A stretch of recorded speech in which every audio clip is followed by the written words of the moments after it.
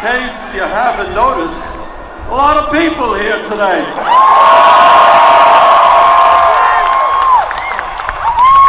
Let me begin by thanking Laura Jean Anderson for her music, thanking Lily Hayden, violinist, thanking Tony Tig, our rapper, thanking Artemis Bell, who has stood up to Disney. Thank you, Artemis. Thank you, Eric Wise. Thank you, Congressman Ro Khanna, one of the great members of our Congress. And thank you, my fellow political revolutionary, Nina Turner.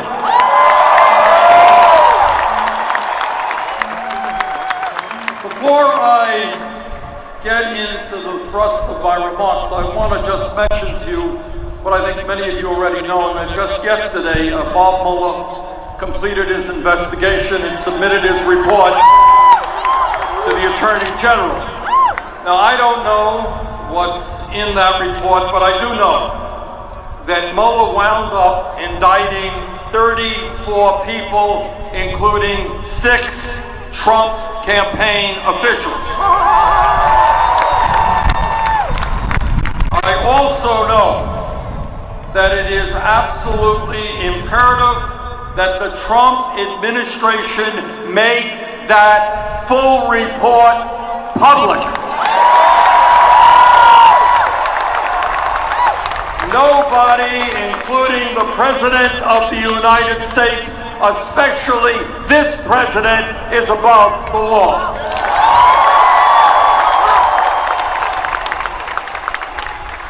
Today we begin our campaign here in California. Yesterday we had a great rally in San Diego. Tomorrow we head to San Francisco. And as I look around this enormous crowd, I think not only are we going to win California, we're going to win the Democratic nomination.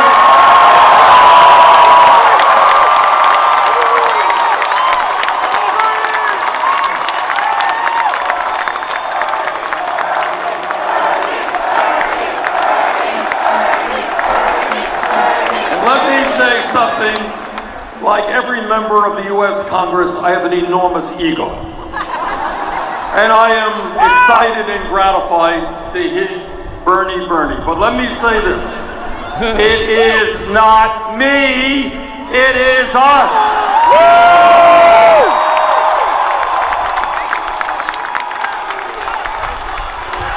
And the reason for that is not that it's just a nice sounding phrase and maybe a good bumper sticker. What it is about is the understanding, and I think I'm the only candidate who will tell you this, that no president, not the most well-intentioned or honest, can do it alone. The powers that be, the powerful special interests on Wall Street and in the insurance companies and the drug companies and the military industrial complex and the fossil fuel industry. These people have so much power that the only way we defeat them is when millions of people stand up and say loudly and clearly, change is going to come.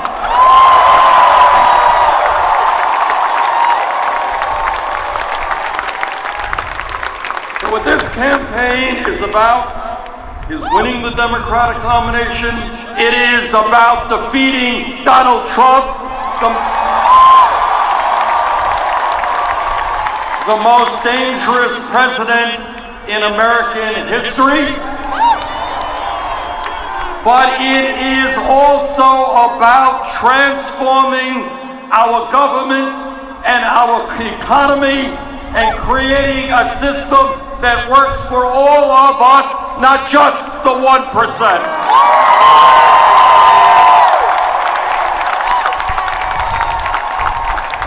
And And today I want to welcome you to a campaign which says with confidence, with optimism, and with love that the underlying principles of our government will not be greed, will not be kleptocracy, will not be hatred or lies.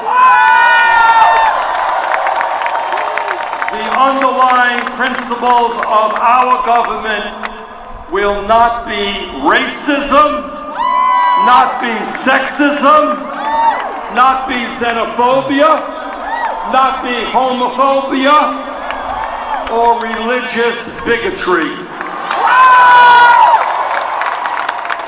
Brothers and sisters, those anti-American sentiments are going to end and end soon.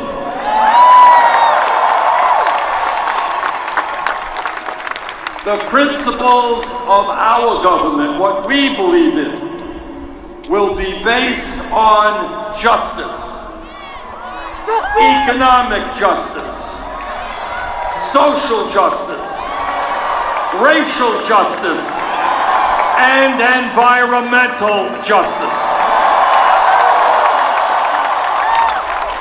Now, Donald Trump and his friends want to divide us up, divide this country up, based on the color of our skin, our gender, based on where we were born, based on our religion or our sexual orientation. What this campaign is about, and what our government is about, is exactly the opposite. We are going to bring our people together. Black and white and Latino, Asian American, Native American, men and women, gay and straight, native born and immigrant. And let me be very clear in telling you what justice means to me. It means that we will not sit idly by and allow this country to move forward into an oligarchic form of society. We will not accept 3 wealthy people owning more wealth than the bottom half of American society. We will not accept a handful of billionaires controlling the economic and political life of this nation. At a time of massive income and wealth inequality, we will not accept the fact that more than 20% of American children live in poverty. Not acceptable. We will not accept the fact that veterans, men and women who have put their lives on the line to defend us, are sleeping out in the streets. And we will not accept the fact that we have 30 million Americans who have no health insurance, and even more who are underinsured. Justice means that we will no longer accept 46% of all new income going into the pockets of the 1%, while at the same time, in California and in Vermont and all over this country, you got workers who are forced to work 2 or 3 jobs just to take care of their families. We will not accept a moment in history when the very rich get richer, yet half of our people are living paycheck to paycheck. Scared to death that if the car breaks down, they can't get to work. And if they can't get to work, they lose their job. And if they lose their job, they cannot feed their kids. That is not acceptable to us. And when we talk about justice, we're going to end a situation where the CEOs of large corporations earn over 300 times what their workers make. While at the same time, over 100,000 people in California are homeless, and so many of our people throughout this country are living in despair, have given up hope that for the third straight year, life expectancy in America is actually in decline. We're going to change that.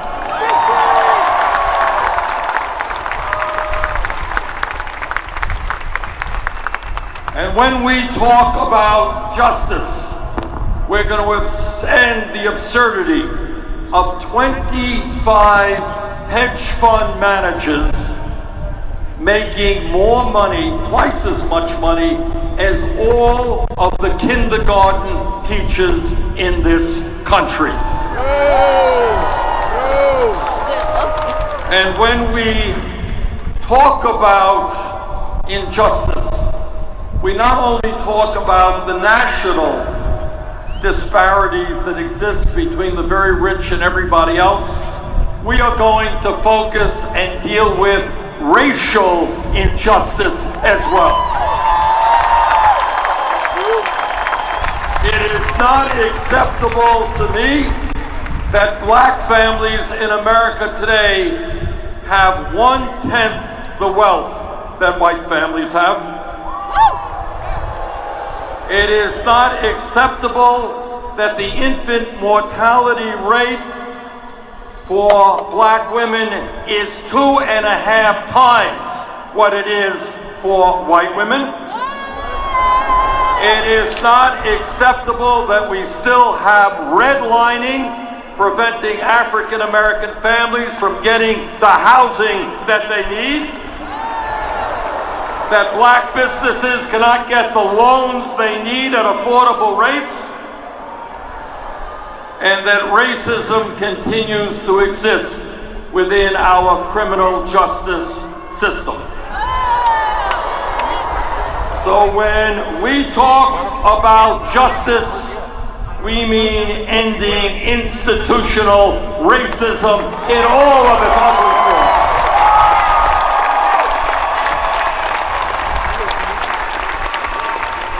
And when we talk about justice and decency, it also means doing everything we can to end the growing tribalism and bigotry we are seeing in this country and around the world.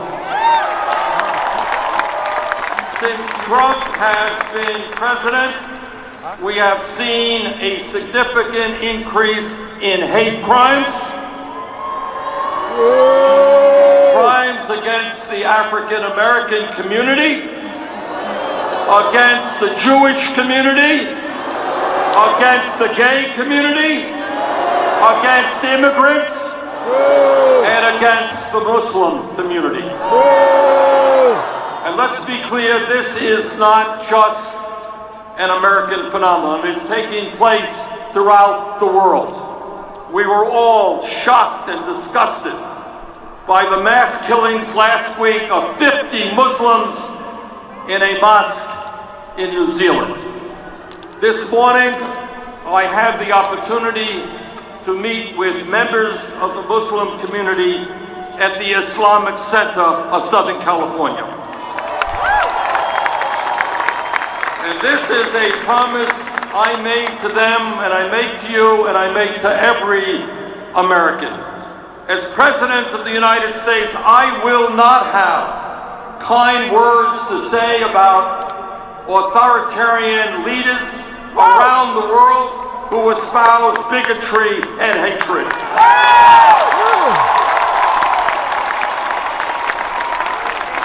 Together, we will once again make the United States the leader in the world in the fight for democracy and human rights, in the fight to bring the world together around a sense of common humanity, around justice and dignity. And let me say a word to the young people of our country.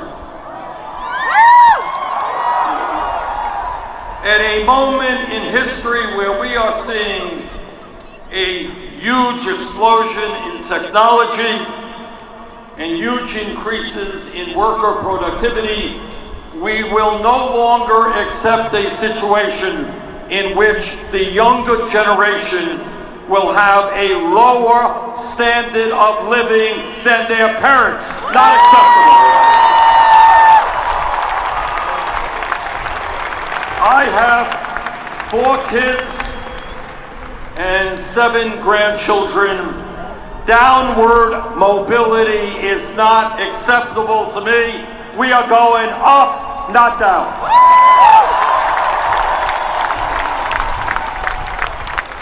And brothers and sisters, our fight is not only for economic justice, it is for political justice.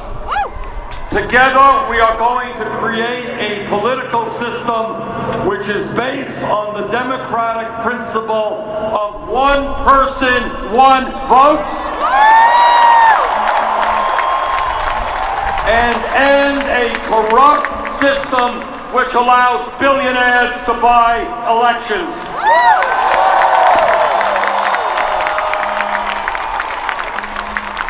Yes, together we are going to overturn Citizens United. Yes, we are going to end voter suppression. And yes, we're going to move toward public funding of elections so that anyone who wants to run for office can do so without being dependent on billionaires. As many of you will recall, when we first launched our campaign back in 2015, very few people took that campaign seriously. I think when we began, we made page 19 of the New York Times. That's a paper out east, by the way. And the ideas that we talked about were considered by establishment politicians and mainstream media as being too radical, too extreme, ideas that they said people of America would never support. Raising the minimum wage to a living wage. Oh, much too radical. Guaranteeing health care to all people as a right.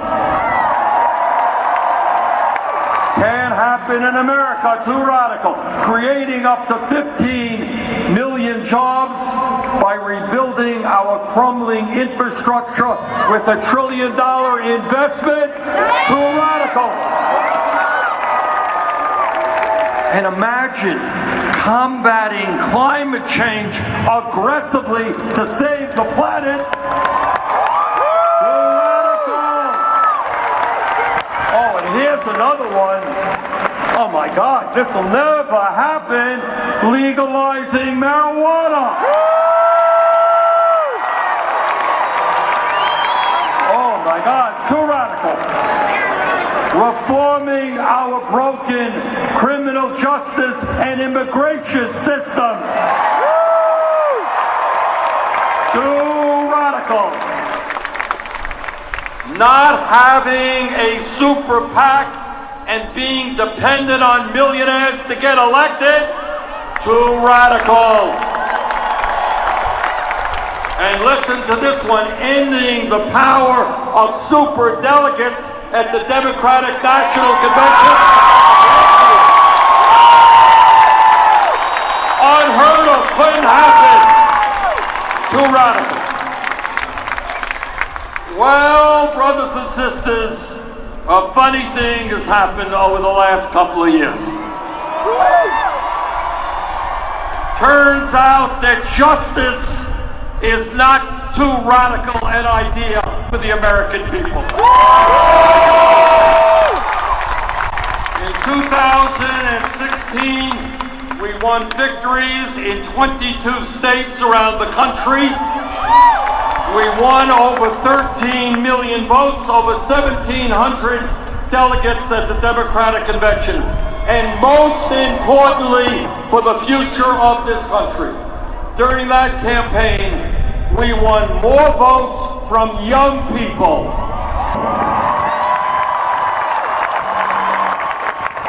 Black and white and Latino, Asian American, Native Americans. More votes from young people than Clinton and Trump combined.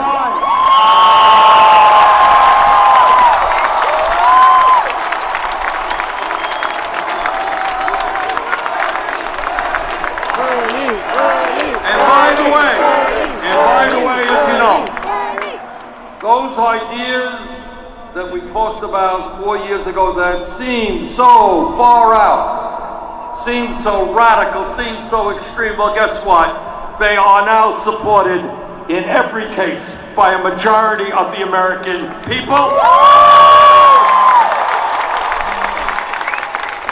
And they have overwhelming support from Democrats and independents, and they are ideas that Democratic candidates from school board to president now support.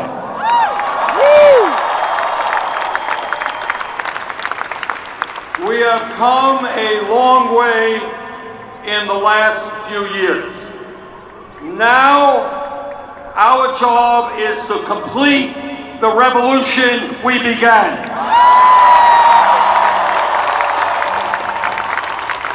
Our job now is to turn our progressive agenda and our vision for America into reality.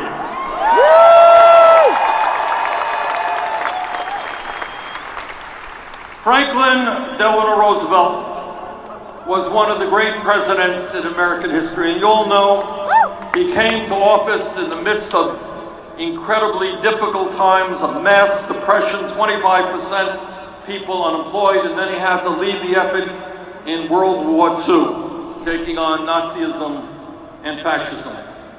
In 1944, at the end of his presidency, he gave a State of the Union speech which was not widely reported. But what he said in that speech was profound and what motivates me here with you today.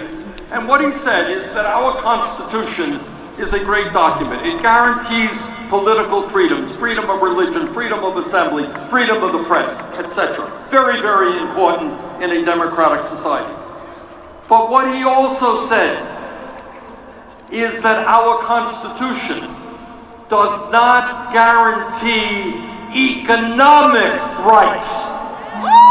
That the right to a decent job, the right to health care, the right to education is a human right.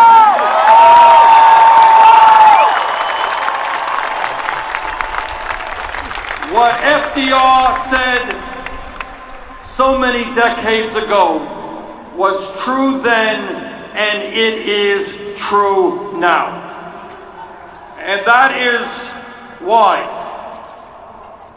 today we say to the private insurance companies, we say that whether you like it or not, the United States will join every other major country on earth and guarantee health care to all people as a right.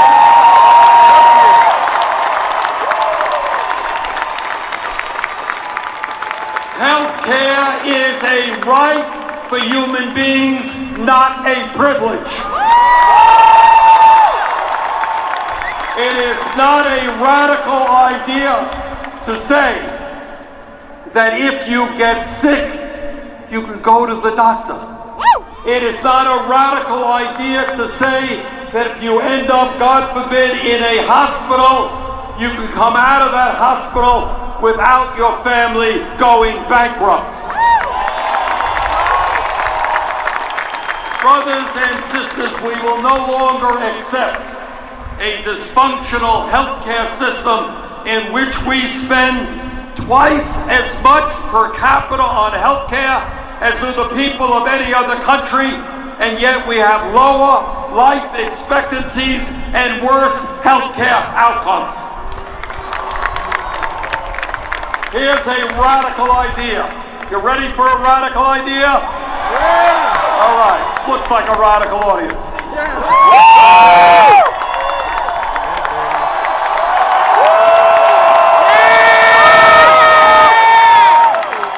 Here it is. Are you ready? All right. The goal of healthcare is to provide quality care to all, not to have insurance companies make billions of dollars a year off our sickness.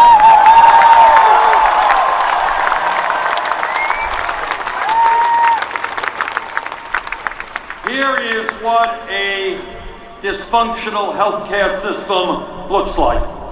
In 2017, the top 65 healthcare CEOs made $1.7 billion in compensation.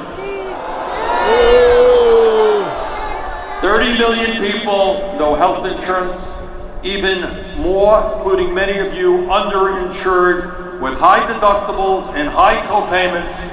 And this system allows $1.7 billion in compensation for the top 65 executives, including $83 million for the guy who is head of United Healthcare. So here's another radical idea, and that is we need a healthcare system that does not make executives rich, but invests in disease prevention,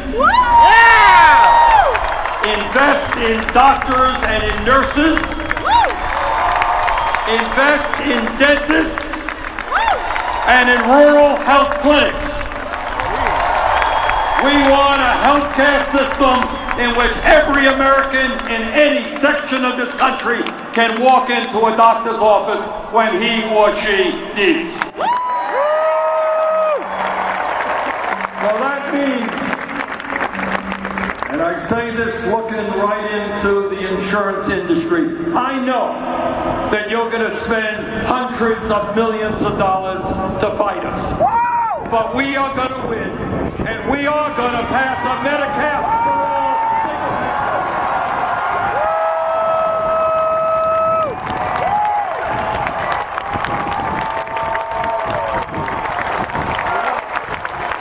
Never forget, healthcare is a human right. And today we say to the allies of the insurance industry, and that is the pharmaceutical industry, we say loudly and clearly that we are going to end your outrageous greed, which forces the American people to pay by far the highest prices in the world for the prescription drugs they need. You want to hear what another example of a dysfunctional healthcare system? Last year, 5 major drug companies made over $50 billion in profit. Meanwhile, 1 out of 5 Americans cannot afford to fill the prescriptions their doctors write. How insane is that? So today we say to the drug companies, we know how much money you have. We know you spent $130 million here in California a few years ago to defeat a ballot item. We know that. But we are going to take on your greed. We are going to significantly lower the cost of prescription drugs in this country. And today, we say to Walmart and we say to other low-wage employers in this country, people need a decent income to survive and live with dignity. Stop paying your employees starvation wages. Nobody who works 40 hours a week in America should be forced to live in poverty.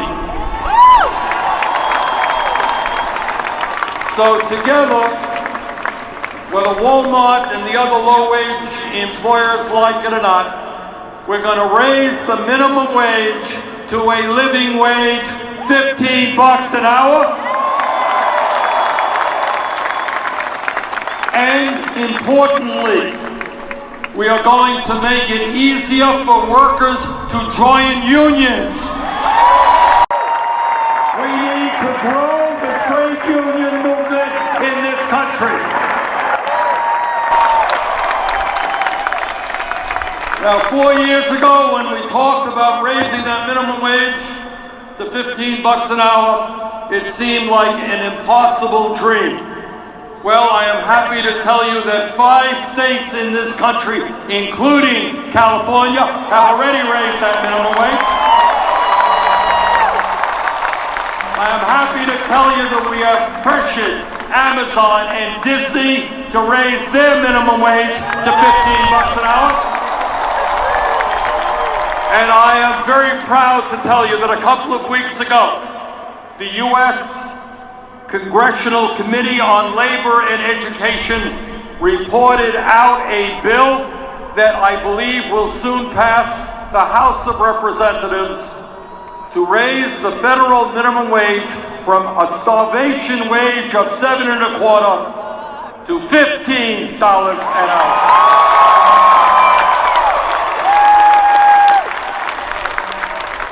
Now, workers all over this country, they got enough to worry about with low wages, they got enough to worry about with the skyrocketing costs of healthcare and prescription drugs, but there's something else that many people are worried about, and that is what artificial intelligence and robotics is going to do in this economy.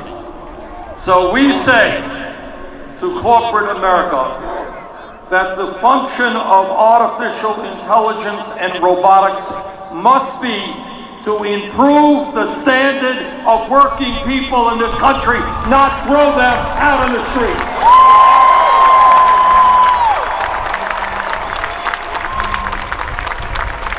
And today we say to the parents in this country,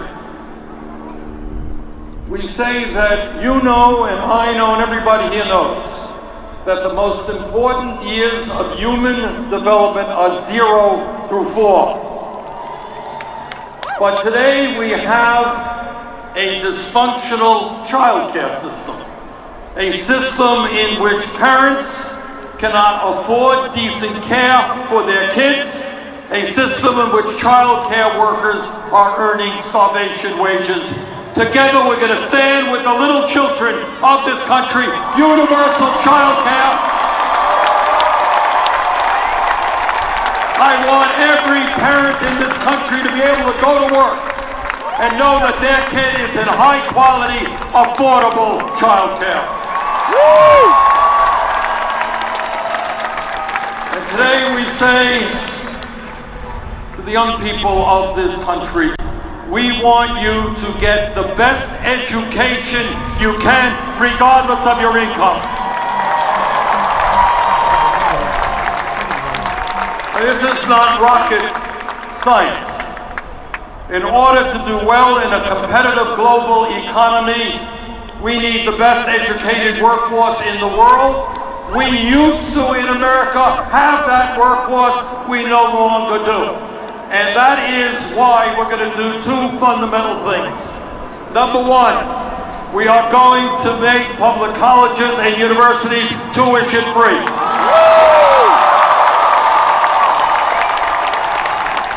A few years ago, people thought that was a radical idea. Not anymore. Not anymore.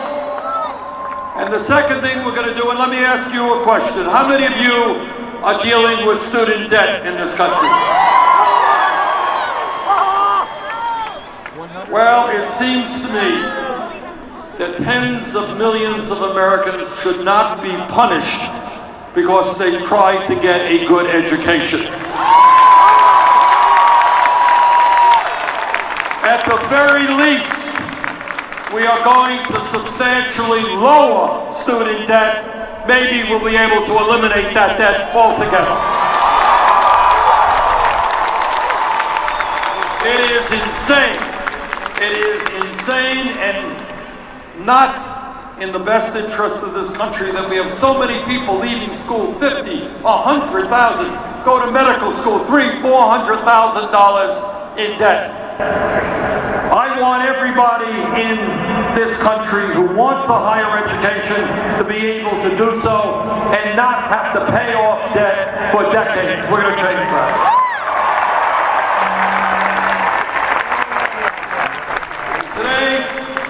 We say to the senior citizens in California and across this country, we don't talk about this too much, but in Vermont and here and all America, all around America, you've got seniors who are trying to get by on $12,000, $13,000, $14,000 Social Security. Can you imagine that? Imagine being 80, 90 years of age and trying to get by on $12,000, $13,000 Social Security. These are the people who raised us. These are the people who built this country. Now, in terms of Social Security, my Republican colleagues in Congress, they want to cut Social Security. Well, we got some bad news for them. We are not going to cut Social Security. We're going to raise Social Security levels. Now, you know, and I know that virtually every day Donald Trump is an embarrassment for us and for much of the world. It is not just that he is a pathological liar. It's not just that he is a racist and a sexist and a xenophobe. It's not just that he says something today and changes his mind tomorrow. It's not just that he told the American people one thing in the campaign and then does something completely different as president. But it is the fact that we today have an administration that very dangerously rejects science. So today we say to Trump and his allies in the fossil fuel industry, climate change is not a hoax. Climate change is a dangerous reality for this country and for the entire planet.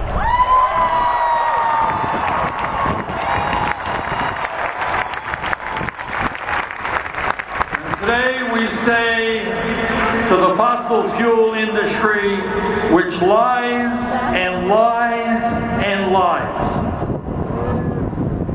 We are, whether you like it or not, fossil fuel industry, we are going to transform our energy system away from fossil fuel to energy efficiency and sustainable energy.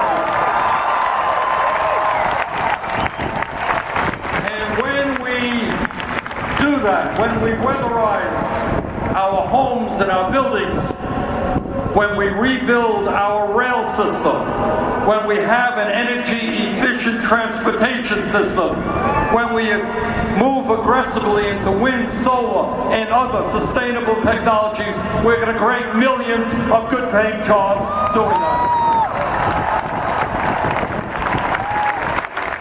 And today say to the prison industrial complex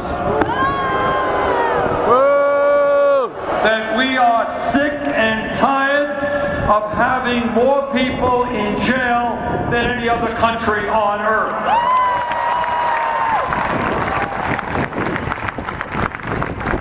Instead of spending $80 billion a year locking up fellow Americans, our administration is going to invest in young people. We're going to invest in jobs and education, not jails and incarceration. Our job is to get people out of jail, not into jail. And when we talk about criminal justice reform, we are talking, among other things, about ending private prisons and detention centers. No more profiting from locking up fellow Americans. And when we talk about criminal justice reform, we are talking about ending the so-called war on drugs. Too many people's lives have been destroyed. Too many people have not been able to get jobs because they had criminal records for possession of marijuana. We're going to end the war on drugs. And when we talk about real criminal justice reform, I want all of you to know something that not a lot of people know, that right now, today, as we speak, there are hundreds of thousands of Americans in jail. Their crime is that they are poor and cannot afford cash bail. We're going to end that cash bail system. By the way, when we talk about criminal justice reform, it means not just that we're not going to be locking up people for nonviolent crimes or giving criminal records for people who possess marijuana. It is a little bit absurd that tens of thousands of people every year get records for smoking marijuana, but not one CEO on Wall Street went to jail for helping to destroy the American economy through their illegal activities. Criminal justice system means justice for all, even if you're a Wall Street CEO. And today, we say loudly and clearly that instead of demonizing the undocumented immigrants in this country, we are going to pass comprehensive immigration reform and provide a path toward citizenship.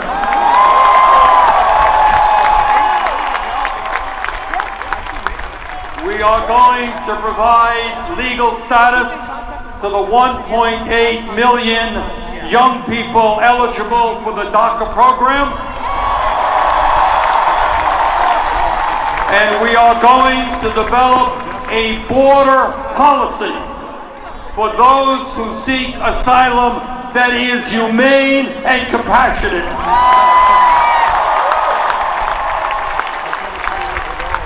The United States must never be about tearing little babies from the arms of their mothers.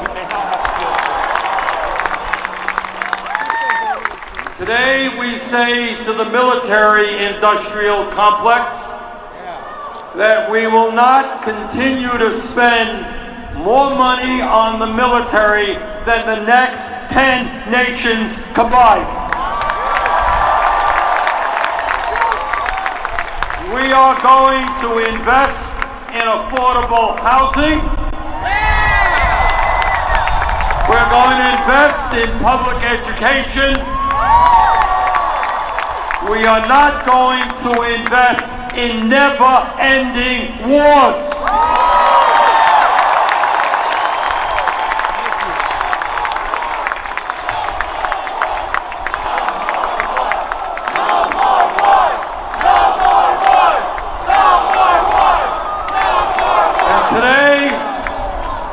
Today we say to the 1% and to the large profitable corporations in this country, people who have never had it so good, that under a Bernie Sanders administration, we are going to end the massive tax breaks and loopholes that they currently enjoy.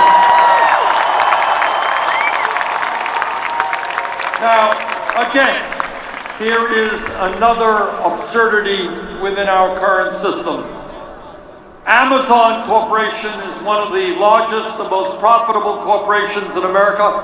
It is owned by the wealthiest man in America. Anybody here know how much Amazon paid in federal income taxes last year? And it's not just Amazon, it's Netflix, it's General Motors, it's many other major corporations. So today, we say to the large corporations who make billions and to the 1% that you are going to start paying your fair share of taxes. We're going to end austerity for working families and bring a little austerity to the 1%.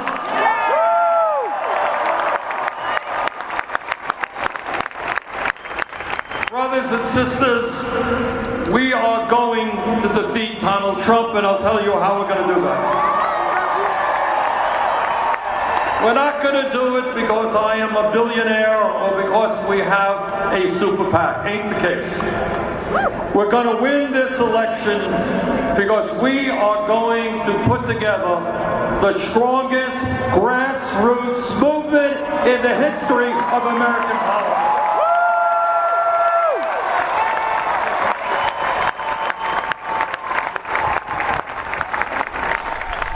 All across this country, we are going to see grassroots activity, and I am happy to tell you that in the first month of our campaign, we have well over 1 million people who have signed up to get to work and volunteer on this campaign.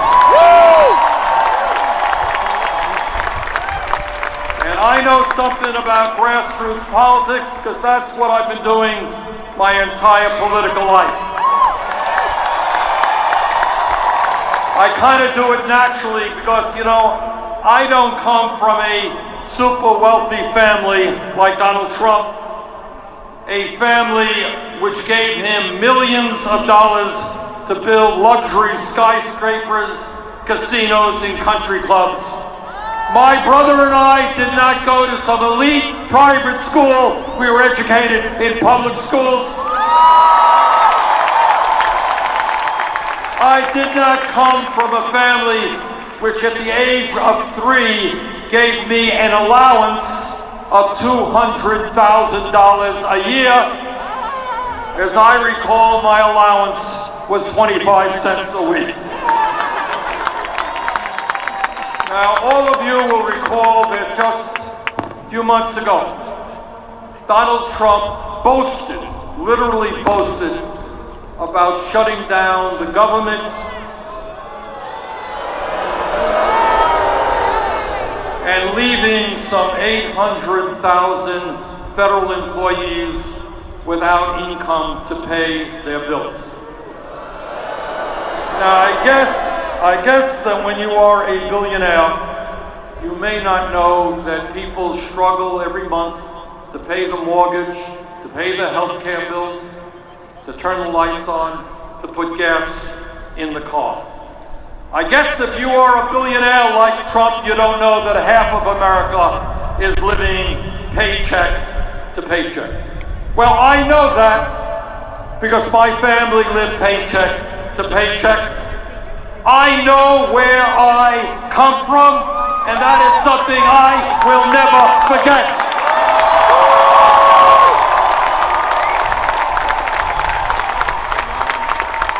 And trust me, I will never shut down the federal government.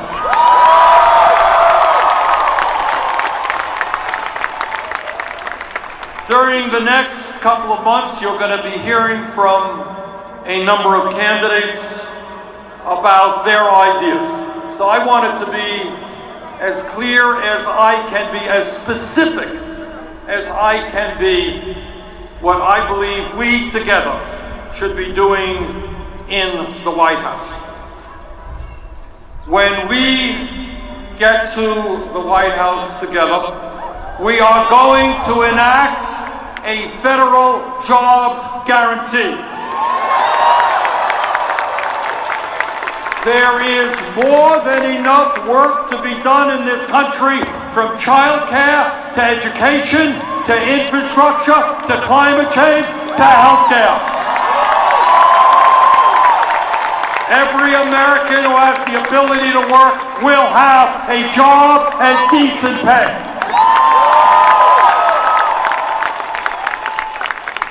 When we are in the White House, we are going to end the decline of rural America, but we will also attack urban gentrification.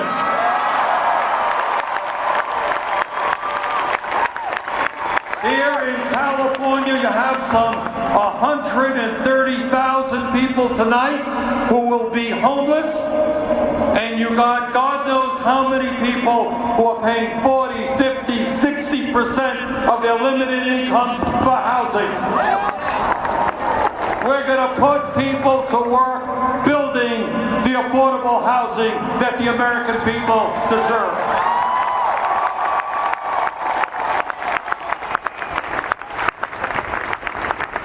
Brothers and sisters, when we together are in the White House, we are finally going to move aggressively to end the epidemic of gun violence in this country. As some of you may have noticed, in New Zealand, as a result of that terrible shooting, they banned assault weapons. That's a good idea. We should do that here.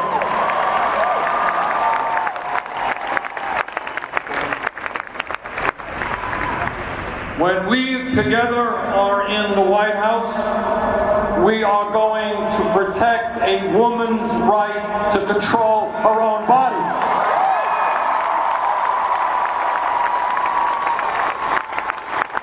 You know, I always find it amazing that some of my conservative colleagues, they say, get the government out of our lives. We hate big government. But if you are a woman, apparently it's okay for the federal government, the local government, the state government to tell you what to do with your body. We're going to change that.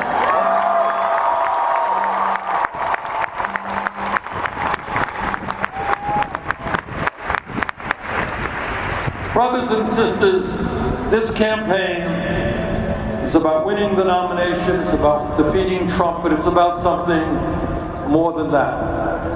And I need your help, not just now, and not just in the general election. I need your help so that we can fundamentally transform this country and take on the powerful special interests who today control so much of our economic and political life. So the bad news is, I need you now, but I'm going to need you after the election.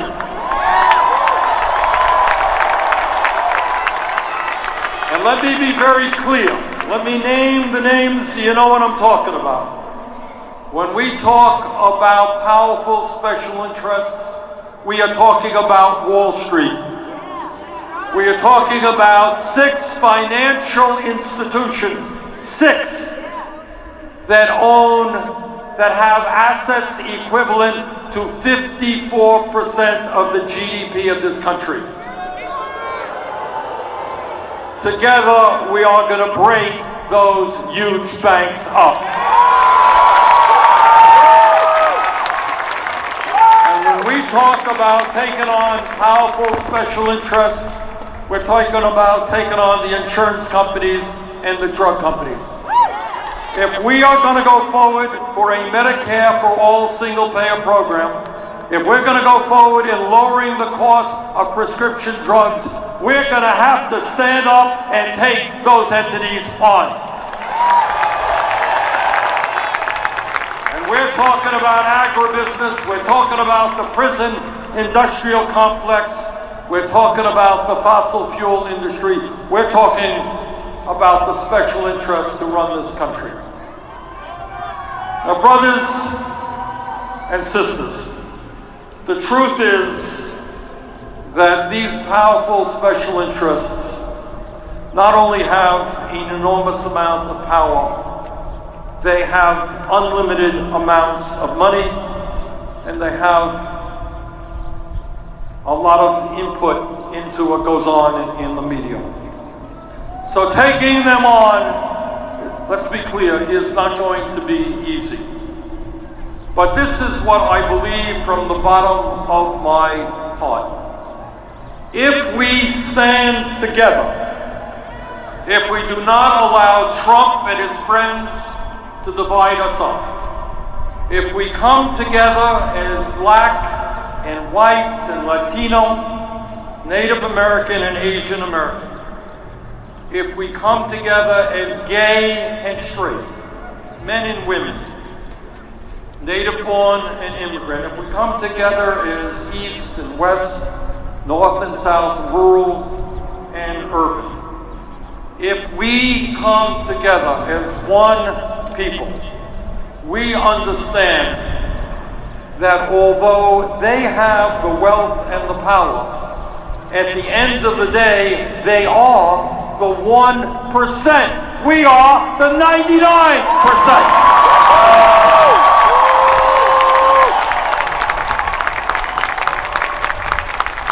I may not be too good at arithmetic, but 99% is a hell of a lot more people than 1%.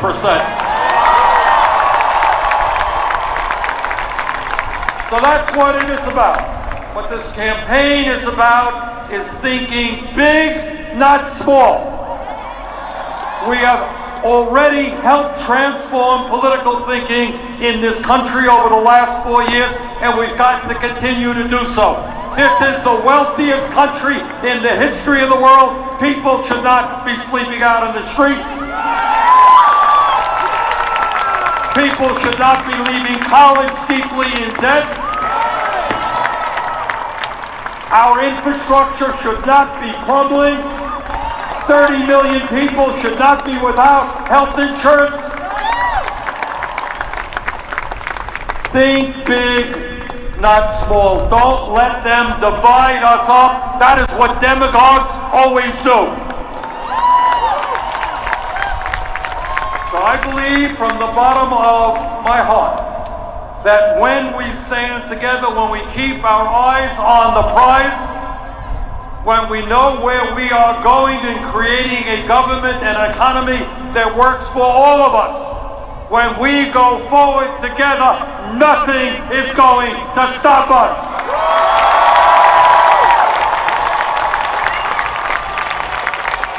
So Los Angeles, thank you for coming out today. Let's go forward together.